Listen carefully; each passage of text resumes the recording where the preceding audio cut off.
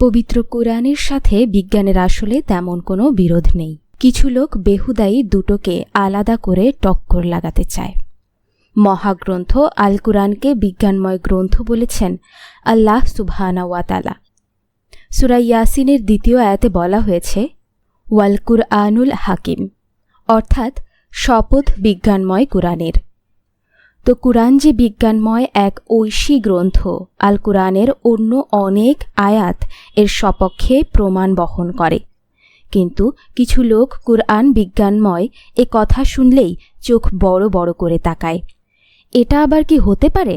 ১৫০০ বছর আগে যেখানে মানুষ বিজ্ঞানের ছোঁয়া সংস্পর্শেরও বাইরে ছিল, সভ্যতা যেখানে থমকে ছিল মধ্যযুগের মরচে ধরা শিকলে, সেখানে সেই সময়ের কিতাব আল কুরআন বিজ্ঞানময় হতে পারে?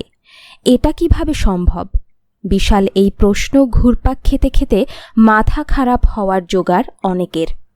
কিন্তু মজার বিষয় হচ্ছে কুরআনের কিছু কিছু আয়াত সম্ভবত বিশেষভাবে তাদেরই জন্য।